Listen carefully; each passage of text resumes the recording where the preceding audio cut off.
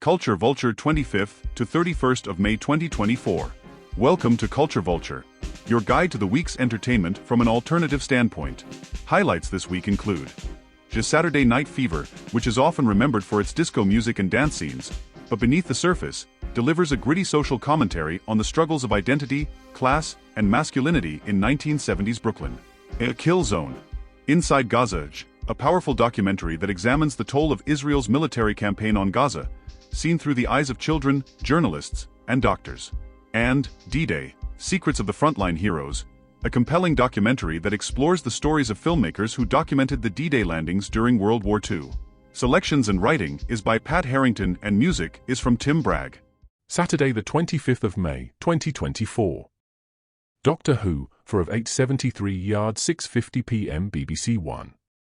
In this episode, the TARDIS lands on the Welsh coast, where villagers live in fear of ancient legends coming to life. The Doctor and Ruby embark on a strange journey, encountering mysterious events and facing an enigmatic villain. Rain-lashed pubs, locals on edge, and the promise of adventure sounds like classic Doctor Who. Becoming the Doctor 8:05 p.m. BBC Three. Becoming the Doctor is a fascinating exploration of how actors approach the iconic role of the Doctor in the long-running science fiction series Doctor Who. As Ncuti Gatwa embarks on his first full series as the 15th Doctor, this special program delves into the creative process and the challenges faced by those who step into the TARDIS. D-Day, Secrets of the Frontline Heroes 8:20 p.m. Channel 4. D-Day, Secrets of the Frontline Heroes is a compelling documentary that explores the stories of filmmakers who documented the D-Day landings during World War II. These filmmakers captured thousands of photos and hundreds of hours of footage from Normandy, ensuring that the heroic actions of the soldiers would be immortalized. Do the Right Thing, 1989, 12:20 a.m. BBC Two. Spike Lee's 1989 film Do the Right Thing is an incendiary, thought-provoking, and culturally significant piece of cinema that continues to resonate with audiences decades after its release. Set in the Bedford-Stuyvesant neighborhood of Brooklyn on the hottest day of the summer, the film masterfully explores racial tensions, social justice, and community dynamics through the lens of a single, intense day. The narrative centers around Mookie, played by Spike Lee himself, a young African-American man working as a pizza delivery guy for Sal's famous pizzeria, owned by the Italian-American Sal, Danny Aiello. As the heatwave amplifies the simmering racial animosities, a series of events escalate into a violent confrontation, forcing the characters and the audience to confront the harsh realities of racism and the consequences of unresolved conflict. One of the film's most remarkable achievements is its ensemble cast, featuring powerful performances from Ossie Davis, Ruby Dee, Giancarlo Esposito, John Turturro, and Rosie Perez. Each character is meticulously crafted, representing a spectrum of perspectives within the community. Danny Aiello's portrayal of Sal is particularly noteworthy, embodying a complex figure who is both sympathetic and flawed. Spike Lee's direction is bold and unapologetic, using vibrant cinematography, dynamic camera angles, and a pulsating soundtrack, including Public Enemy's Fight the Power, to create a visceral and immersive experience. The film's visual style and kinetic energy serve to heighten the tension, drawing viewers into the sweltering, oppressive atmosphere of the neighborhood. Do the Right Thing is a film about the consequences of prejudice and the importance of understanding and empathy. Lee does not provide easy answers or clear-cut heroes and villains. Instead, he presents a nuanced depiction of human behavior and societal issues. The climactic riot and the subsequent destruction of Sal's pizzeria serve as a powerful commentary on the cyclical nature of violence and the urgent need for dialogue and reconciliation. The film's open-ended conclusion, featuring quotes from Martin Luther King Jr. and Malcolm X, underscores its central message: the struggle for racial equality and justice is complex and multifaceted, requiring both peaceful resistance and, at times, more forceful measures. This duality challenges viewers to reflect on their own beliefs and the actions they are willing to take to do the right thing. Do the Right Thing is a landmark film that remains profoundly relevant. Its unflinching exploration of racial dynamics and its call for social justice make it an essential watch for anyone seeking to understand the complexities of race relations in America. Spike Lee's visionary work not only captures a moment in time but also serves as a timeless reminder of the ongoing fight against racial inequality. Close, 2022, 9 p.m. BBC 4. Close, directed by Lucas Dont, is a poignant and beautifully crafted exploration of friendship, adolescence, and the emotional complexities of growing up. This 2022 film captures the tender, often fragile, nature of relationships through the lens of two 13-year-old boys, Leo, Eden Dambrine, and Remy, Gustave de Wheal, whose close bond is tested by societal pressures and personal insecurities. The story revolves around Leo and Remy, whose friendship is depicted with a rare and genuine intimacy. They share a world of their own, full of playfulness, mutual support, and an unspoken understanding that transcends words. However, as they start a new school year, the intensity of their friendship attracts unwanted attention and teasing from their peers, leading to a painful rift. Dont's direction is subtle and sensitive, allowing the natural performances of the young actors to shine. Eden Dambrine and Gustave de Wheal deliver extraordinary portrayals, capturing the innocence and vulnerability of their characters. Their chemistry is palpable, making the emotional journey they undertake deeply affecting and authentic. The cinematography by Frank van den Eden is another standout aspect of Close. The lush, immersive visuals create a vivid backdrop that enhances the film's emotional depth. The use of close-ups and natural lighting further draws viewers into the intimate world of Leo and Remy, making their joys and sorrows feel immediate and personal. Music plays a crucial role in the film, with Valentin Hadjad's score complementing the narrative's emotional arcs. The sound design is carefully crafted to underscore the tension and tenderness of the boys' relationship, adding another layer of richness to the viewing experience. Close is more than just a coming-of-age story, it is a meditation on the societal expectations that shape our interactions and the sometimes devastating impact they can have on young lives. The film does not shy away from the pain and confusion that come with growing up, but it also highlights the beauty and resilience found in deep connections. One of the film's strengths is its restraint. Dont avoids melodrama, instead opting for a realistic portrayal of the boys' experiences. This approach allows the film to delve into the subtleties of their emotions, presenting a nuanced view of friendship and identity. Close is a film that lingers long after the credits roll. Its exploration of friendship is universal, yet deeply personal, making it a relatable and thought-provoking piece of cinema. Lucas Dont's sensitive storytelling, combined with the remarkable performances of its young leads, makes Close the memorable and moving film that resonates on multiple levels. Close is a masterfully crafted film that captures the essence of childhood friendship and the challenges of growing up. Its emotional honesty and visual beauty make it a standout film of 2022, marking Lucas Dont as a director to watch. For anyone who has experienced the complexities of friendship and the pains of adolescence, Close is a must-see. Sunday, the 26th of May, 2024. Saturday Night Fever, 1977, 12 a.m. C4. Saturday Night Fever, directed by John Badham and released in 1977, is much more than a disco-infused cultural phenomenon. It's a deeply layered film that explores significant social themes through the story of a young man navigating the challenges of life in Brooklyn. Starring John Travolta in a career-defining role as Tony Manero, the film captures the vibrant yet gritty atmosphere of the 1970s and delves into themes of identity, aspiration, and the struggle for self-worth. At its core, Saturday Night Fever is a character study of Tony Manero, a 19-year-old Italian-American who works a dead-end job in a paint store by day and transforms into a disco king by night. The film vividly portrays Tony's life in Bay Ridge, a working-class neighborhood where dreams are stifled by economic and social constraints. Travolta's magnetic performance brings depth to Tony, showcasing his charm, vulnerabilities, and inner conflicts. One of the film's central social themes is the search for identity and purpose. Tony's weekends at the disco offer a temporary escape from the mundanity of his daily life and the pressures of his traditional family. The dance floor becomes a place where he can express himself freely and feel a sense of accomplishment and recognition. This quest for identity is further complicated by his relationships, particularly with Stephanie, Karen Lynn Gorney, who represents the possibility of a life beyond Brooklyn and inspires Tony to aspire for more. Saturday Night Fever also tackles issues of class and socio-economic struggle. Tony and his friends grapple with the limited opportunities available to them, reflecting the broader frustrations of a generation coming of age in a time of economic stagnation. The film doesn't shy away from showing the harsh realities of their environment, including the violence, sexism, and racism that permeate their lives. These elements are portrayed with a raw honesty that gives the film a gritty authenticity.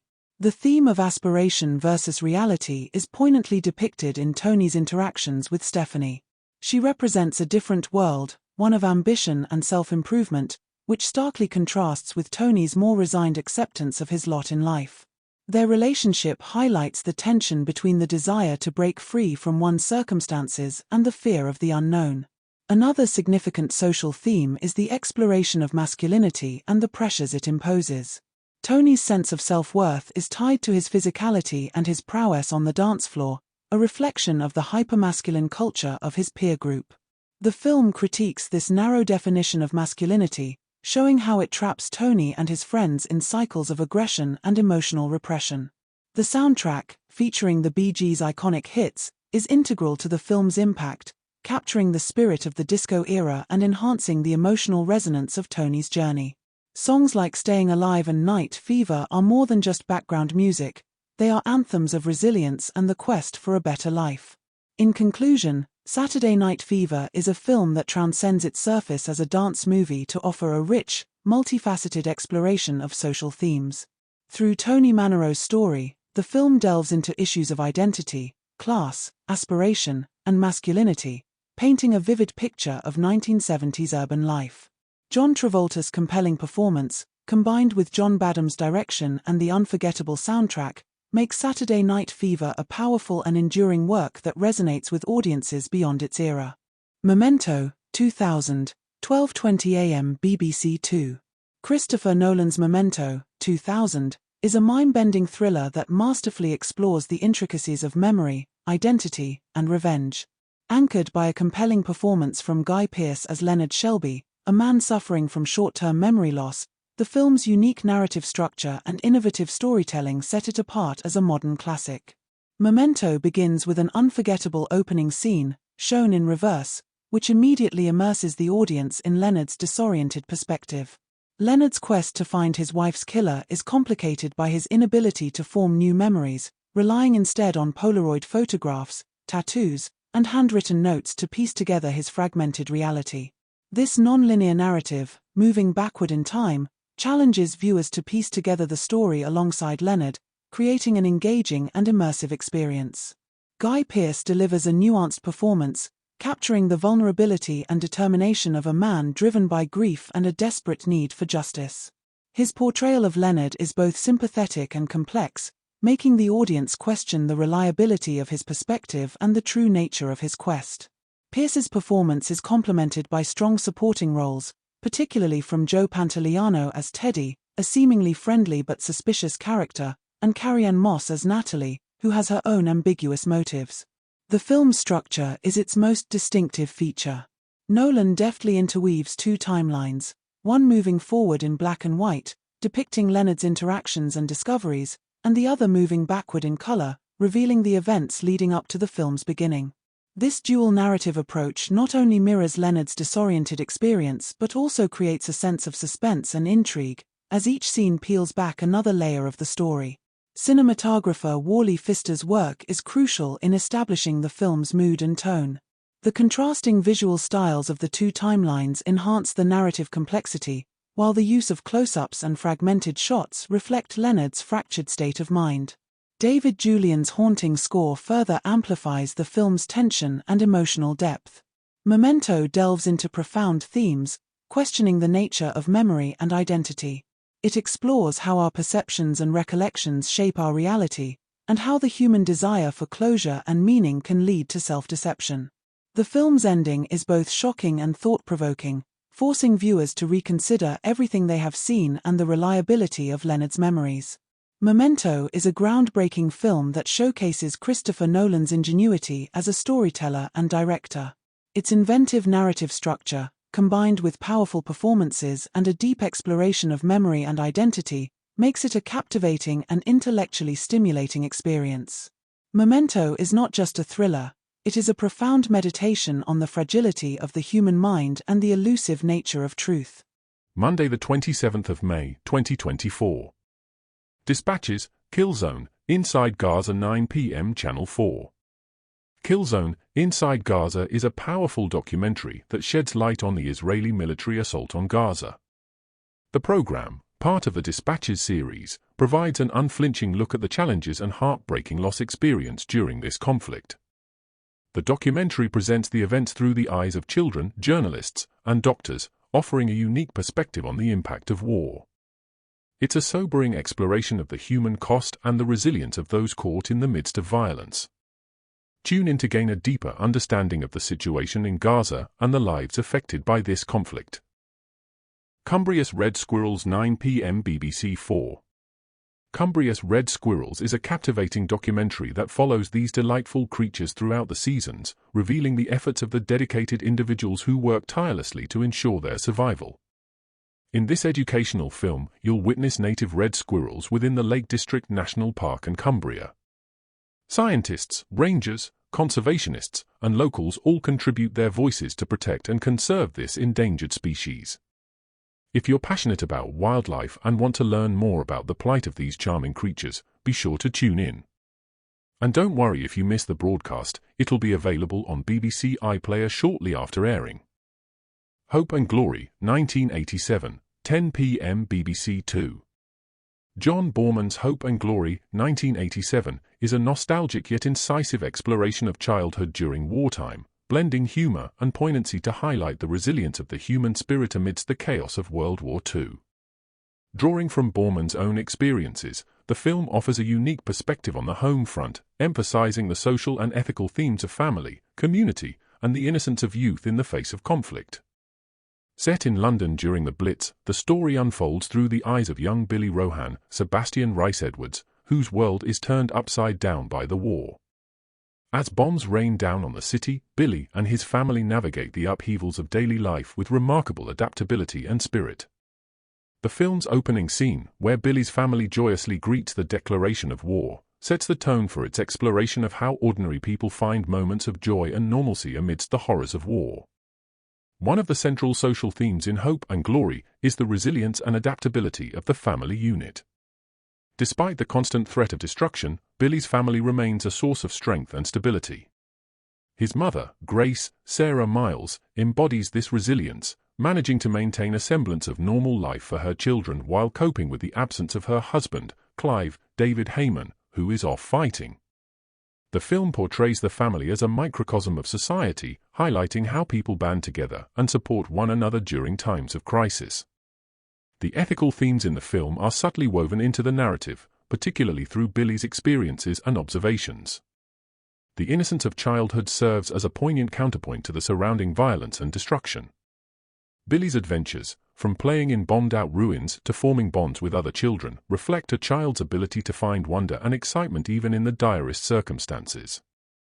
This innocence also serves to critique the absurdity of war, as the children's playful perspective often starkly contrasts with the grim reality faced by the adults. Hope and Glory also touches on themes of class and social change. The war acts as a great equalizer, breaking down traditional class barriers and fostering a sense of camaraderie among neighbors who might otherwise have little in common. This shift is depicted through various characters and their interactions, illustrating how shared adversity can lead to a re-evaluation of social structures and relationships. The film's visual style and production design are instrumental in creating an authentic and immersive experience. Philippe Rouslot's cinematography captures both the idyllic and the harrowing aspects of wartime Britain, while Anthony Pratt's production design meticulously recreates the period's details. The juxtaposition of serene suburban landscapes with scenes of devastation underscores the duality of Billy's world. The performances are uniformly strong, with young Sebastian Rice-Edwards delivering a particularly affecting portrayal of Billy. Sarah Miles and David Heyman provide depth and nuance to their roles as Billy's parents, encapsulating the era's emotional and moral complexities. Hope and Glory is a richly textured film that uses the lens of childhood to examine the broader social and ethical implications of war.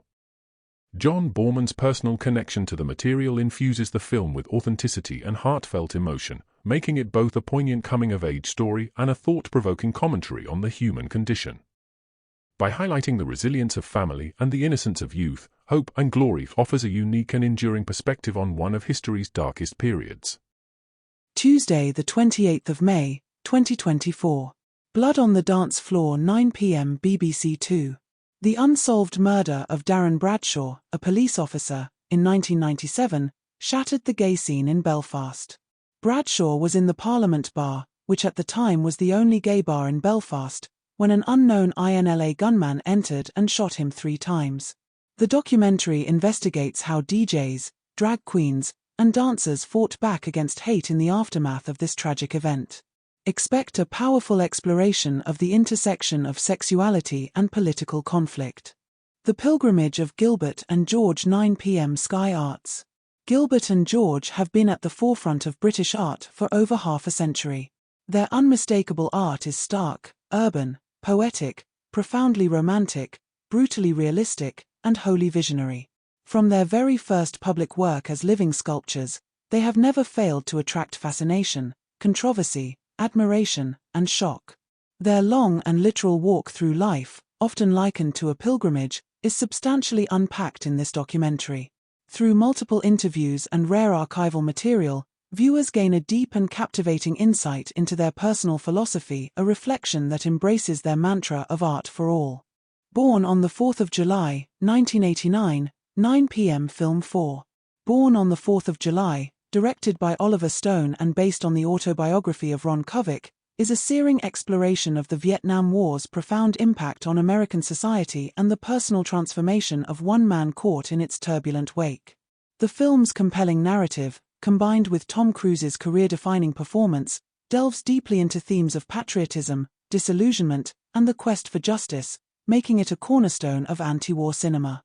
The story follows Ron Kovic, a zealous young man who volunteers for the Vietnam War, driven by a fervent sense of duty and patriotism, ideals that were fervently promoted in the American ethos of the time.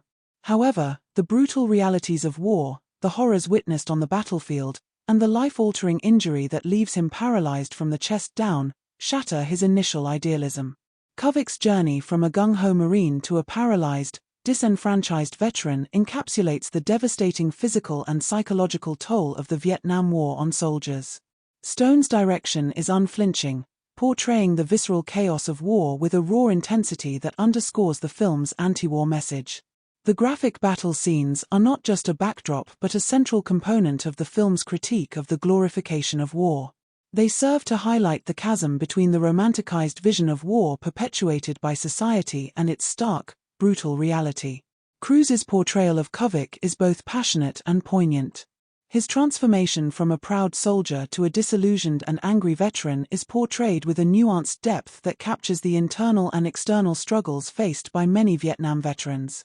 The performance is a powerful vehicle for the film's broader social commentary, revealing the neglect and mistreatment of veterans upon their return, a reflection of the nation's conflicted relationship with the war. The film also addresses the broader societal implications of the Vietnam War, illustrating the domestic unrest and the growing anti-war sentiment during the 1960s and 70s. Kovic's post-war experiences, particularly his involvement in the anti-war movement, highlight the societal divide and the generational clash of values. The scenes of protests and clashes with authorities underscore the widespread disillusionment and the demand for accountability and change. Born on the 4th of July is not just a war film, it is a powerful critique of the social and political forces that perpetuate war and the enduring human cost. Stone's narrative is a potent reminder of the price of blind patriotism and the moral imperative to question and challenge unjust wars.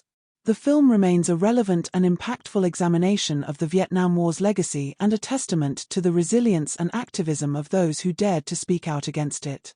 Born on the 4th of July is a profoundly moving and thought-provoking film that resonates with its anti-war message and its exploration of complex social themes. It is a cinematic achievement that challenges audiences to reflect on the true cost of war and the importance of compassion and justice in the face of adversity. Wednesday, the 29th of May, 2024. Fresh, 2022, 9 p.m. Film 4. Fresh, directed by Mimi Cave in her feature debut, is a darkly humorous and sharply satirical horror thriller that delves into the perils of modern dating with a unique and twisted narrative. The film stars Daisy Edgar Jones and Sebastian Stan, whose performances elevate this clever, genre-bending tale that is as much a commentary on contemporary relationships as it is a gripping horror story. The story follows Noah, Daisy Edgar Jones, a young woman disillusioned with the superficiality and frustrations of app-based dating. Her life takes an unexpected turn when she meets the charming and seemingly perfect Sebastian Stan, in a grocery store. Their whirlwind romance quickly evolves, but Noah soon discovers that Steve harbors a horrifying secret that propels the film into a macabre exploration of trust, survival, and the dark side of human desire. Edgar Jones delivers a compelling performance as Noah, capturing the character's initial skepticism and subsequent vulnerability with a relatable authenticity.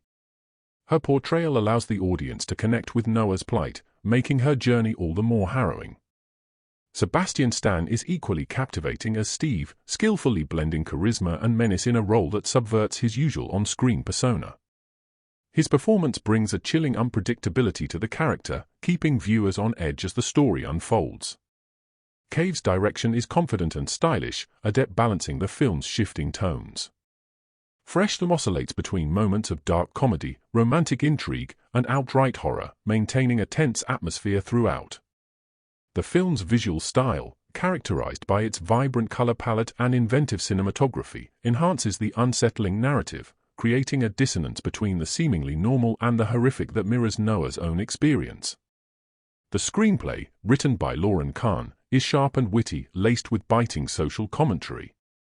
Fresh critiques the commodification of relationships and the objectification inherent in modern dating culture, using its horror elements as a metaphor for the consumption and dehumanization of partners. This thematic depth adds layers to the film, making it more than just a straightforward thriller. One of the film's strengths lies in its ability to subvert expectations. What begins as a seemingly typical romantic comedy quickly descends into a nightmarish scenario, keeping the audience guessing and engaged. The blend of horror and dark humor is reminiscent of Jordan Peele's Get Out, offering both thrills and thought-provoking commentary. While Fresh is undoubtedly entertaining and cleverly crafted, it is not without its flaws. Some plot developments stretch believability, and certain characters could have been more fully developed. However, these minor issues do not significantly detract from the overall impact of the film. Fresh is a bold and inventive addition to the horror genre, distinguished by its sharp social critique and standout performances. Mimi Cave's directorial debut marks her as a filmmaker to watch, capable of delivering both suspense and substance. With its unique premise and engaging execution, Fresh offers a refreshingly original take on the horrors of modern dating. Thursday, the 30th of May, 2024. Oliver, 1968, 12.40 Film 4. Oliver, directed by Carol Reed, is a vibrant and emotionally resonant adaptation of Lionel Bart's musical, which in turn is based on Charles Dickens' classic novel Oliver Twist. The film, which won the Academy Award for Best Picture, is celebrated not only for its musical numbers and performances, but also for its rich portrayal of 19th-century London and its exploration of enduring social themes. Set against the grim backdrop of Victorian England, Oliver follows the journey of the orphan Oliver Twist, Mark Lester, from the workhouse to the streets of London, where he encounters a colourful cast of characters including the cunning Fagin, Ron Moody, the artful Dodger, Jack Wilde, and the menacing Bill Sikes, Oliver Reed. Through Oliver's eyes, the film vividly brings to life the stark contrasts between the innocence of youth and the harsh realities of a society marked by poverty and class disparity. One of the film's most compelling aspects is its unflinching portrayal of the social injustices of the time. The workhouse scenes are particularly poignant, highlighting the dehumanizing conditions endured by orphans and the poor. The film does not shy away from depicting the exploitation and neglect faced by the most vulnerable, serving as a critique of the institutional failures of the Victorian era. The opening number, Food, Glorious Food, sung by the Hungry Orphans, underscores the desperate longing for basic necessities and the stark divide between the haves and have-nots. Despite its darker themes, Oliver is infused with the buoyant energy and humor characteristic of Cockney culture. The character of Fagin, masterfully portrayed by Ron Moody, embodies this blend of humor and pathos. Fagin's whimsical antics and the lively camaraderie among his gang of pickpockets provide moments of levity that balance the film's more somber elements. The songs Consider Yourself and I Do Anything are particularly notable for their celebration of community and resilience, reflecting the enduring spirit of the Cockney culture that thrived in the face of adversity. The film also serves as a lament for the lost Cockney culture, capturing a time and place where humour and solidarity were essential tools for survival. The bustling street markets, the lively public houses, and the close-knit communities depicted in Oliver evoke a London that has largely vanished, replaced by modern urban sprawl and gentrification. This sense of loss is palpable, adding a layer of nostalgia to the film's portrayal of East End life. The performances in Oliver are uniformly excellent, with Mark Lester bringing a touching vulnerability to the role of Oliver. Jack Wilde's artful Dodger is a standout, exuding charisma and street-smart savvy, while Shani Wallace as Nancy delivers a powerful performance, particularly in the hauntingly beautiful As Long as He Needs Me. Oliver Reed's Bill Sikes is suitably terrifying, providing a stark contrast to the film's more whimsical moments. Oliver is a masterful adaptation that balances the exuberance of a musical with the weight of its social commentary. Carol Reed's direction, combined with a talented cast and memorable musical numbers, creates a film that is both entertaining and thought-provoking. Oliver not only brings to light the enduring issues of poverty and social inequality but also pays tribute to the resilient and humorous Cockney culture that once flourished in central London and later in the south of London and its East End. It remains a timeless classic, reminding us of the power of community and the enduring human spirit in the face of hardship and poverty. Friday, the 31st of May, 2024. The Hoover Dam, Building the Impossible, 9 p.m. Channel 5. The Hoover Dam stands as a testament to human ingenuity and determination. Located on the Colorado River between Arizona and Nevada, this colossal structure was built during the Great Depression and completed in 1935. The Hoover Dam, Building the Impossible is a captivating documentary that delves into the construction of one of the most iconic engineering marvels in the world. Dunkirk, 2017, 10:40 p.m. BBC One. Christopher Nolan's Dunkirk is a masterful war film that eschews conventional storytelling to deliver an immersive and harrowing depiction of one of World War II's most pivotal moments. The film, which chronicles the evacuation of Allied soldiers from the beaches of Dunkirk, France, in 1940, is a testament to Nolan's directorial prowess and his ability to convey the intensity and chaos of war with visceral impact. Dunkirk is notable for its innovative narrative structure, which interweaves three distinct timelines: 1 week on the beach, the mole; 1 day at sea, the sea; and 1 hour in the air, the air.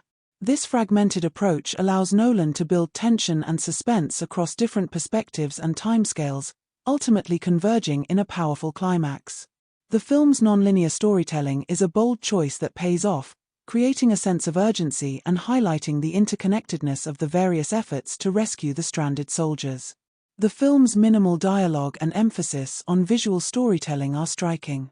Nolan relies heavily on the power of imagery and sound to convey the desperation and fear of the soldiers. Cinematographer Hoyt van Hoytema captures the stark, desolate beauty of the beaches and the claustrophobic intensity of the evacuation with stunning precision. The aerial dogfights, shot with IMAX cameras, are particularly breathtaking, offering a dizzying and immersive perspective on the conflict in the skies. Hans Zimmer's score is another crucial element of Dunkirk, utilizing a ticking clock motif to underscore the relentless passage of time and heighten the film's tension.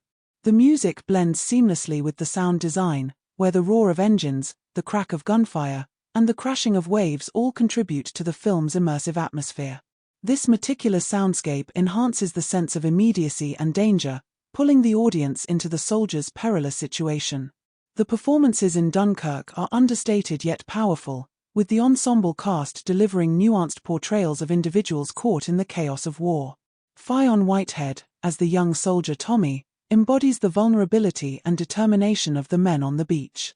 Tom Hardy, as the fighter pilot Farrier, conveys a stoic heroism despite being confined to the cockpit for much of the film. Mark Rylance, as the civilian boat captain Mr. Dawson, represents the bravery and resilience of the British people. The lack of backstory for most characters serves to universalize their experiences, making their plight more relatable and poignant. Dunkirk also succeeds in highlighting the themes of survival, heroism, and the collective effort required in times of crisis. The film emphasizes the bravery of ordinary people, from the soldiers on the ground to the civilians who sailed across the English Channel to aid in the rescue. It is a celebration of solidarity and the indomitable human spirit in the face of overwhelming odds.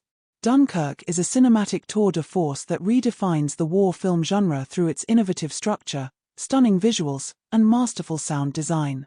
Christopher Nolan's direction, combined with a strong ensemble cast and an evocative score, creates an unforgettable portrayal of the Dunkirk evacuation. The film's focus on the immediacy of the experience rather than traditional character development makes it a raw and gripping depiction of war. Dunkirk is not just a film to be watched but an experience to be felt, cementing its place as one of the most powerful war movies of recent years. And finally, a book review of Special by Anthony C. Green. Special is essentially the fictional biography of Annie Carter, born in Liverpool to a white mother and Jamaican father, told from her own perspective of someone with an IQ of 70. The author uses his own experience of working within the field of social care for more than 20 years to reconstruct her life story seen through her eyes. It provides an authentic insight into what is often a largely hidden world. Annie was born in 1963, not in the late 1950s as stated on the back cover. The distinction is important. Philip Larkin's poem Annus Mirabilis rings true to anyone who lived through the period. Sexual intercourse began in 1963, between the end of the Châtelet ban and the Beatles' first LP. The Châtelet ban ended in the autumn of 1960 and the Beatles' first LP came out in the spring of 1963. Larkin's point is that there really were enormous changes in social attitudes between 1959 and the mid-1960s. In 1959 to 60 I taught children like Annie, from families who had moved from the Manchester slums of Collyhurst and Harpurhey to a nearby Overspill housing estate. They were designated ESN, educationally subnormal, but were taught in the lowest stream of primary schools. Special is set in Liverpool only a few years later, in an environment I found almost unrecognizable from my own experiences. That said, the book is a gripping read. Jennifer, Annie's mother, was only 17 when Annie was born. Two siblings arrived at intervals before her father was murdered in a racist attack. The racial element, although apparent throughout the novel, is largely incidental to its main theme when Annie was 6. 2 years later she was sent to an institution some 20 miles away from home. Her mother was an infrequent visitor. The heart of the book is Annie's reaction to her new situation and how she coped with it. She was always aware of what was going on, unlike some of the other inmates who lacked her level of intelligence. She was sexually abused by staff and even, on a home visit, by a stepfather. She ran away when she was 15 and worked as a prostitute in Wigan before being recaptured. The author recounts these experiences with great sensitivity and understanding. He succeeds in the difficult task of empathizing with Annie's situation without either being patronizing or understating the problems she sometimes caused for others, even for those she instinctively liked. He made one feel sympathetic both to Annie and to her mother Jennifer, who was torn between her love and responsibility for Annie and her need to serve the interests of her other children. And maybe if Annie's father had not been murdered, her life would have turned out differently. Her father doted on her and would surely never have acquiesced in her being sent to Mandlestones, the institution to which she was sent when she was 8. She clearly treasured his memory. I recommend the book warmly. It made me feel on Annie's side throughout all of her difficulties. In describing the pitfalls which could befall a vulnerable child and adolescent in the 1970s, he pulls no punches. Kindness wasn't absent, but neither was exploitation. In that sense, it is also a piece of social history, the reality of which we have become increasingly aware.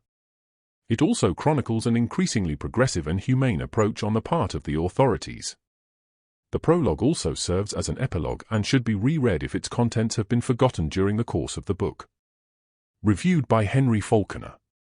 Special is available from Amazon and other outlets.